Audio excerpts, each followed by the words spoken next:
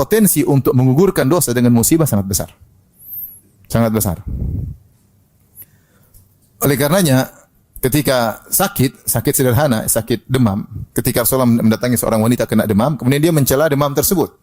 Maka Rasulullah SAW berkata, la tasubbil humma, janganlah kau mencela demam.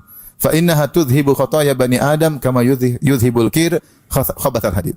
Jangan kau cela demam, sungguhnya demam itu menggugurkan dosa-dosa anak Adam sebagaimana alat pandai besi menghilangkan apa? Karat besi.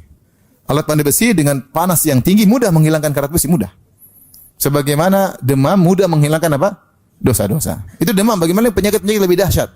Demam kita masih kuat, tapi bagaimana penyakit yang lebih ngeri, kanker, penyakit macam-macam ya.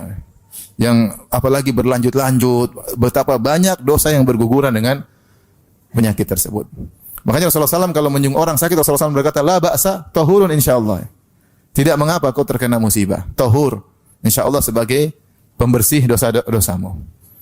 Kita tidak ingin sakit ya. Siapa yang ingin sakit? Enggak ada. Dan jangan berdoa minta dikasih sakit, jangan. Kita disuruh minta untuk minta kesehatan. As'alukal afiyah. Kami mohon apa? Kesehatan. Allah ma'afini fi jasadi. Ya Allah, berilah keselamatan pada jasadku. Tetapi Allah lebih tahu apa yang maslahat bagi kita.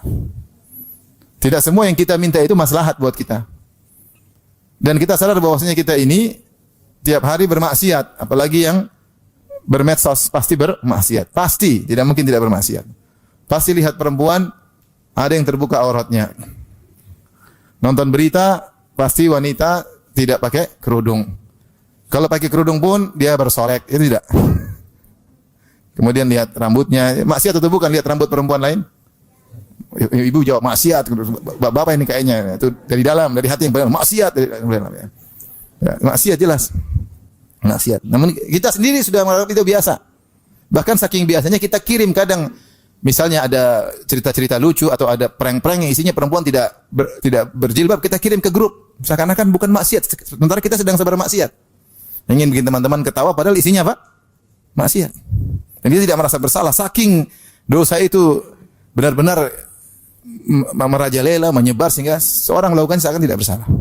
Dan benarlah sabda Nabi sallallahu alaihi wasallam, kataballahu ala bani Adam hadzahu minaz zina mudriku dzalika la mahala. Allah mencatat bahwasanya anak Adam pasti kecipratan terkait zina dan dia pasti terkena dan tidak mungkin selamat. Wal ainani tazniyan wa zinahuma nazar. Dua mata berzina di antaranya dengan memandang.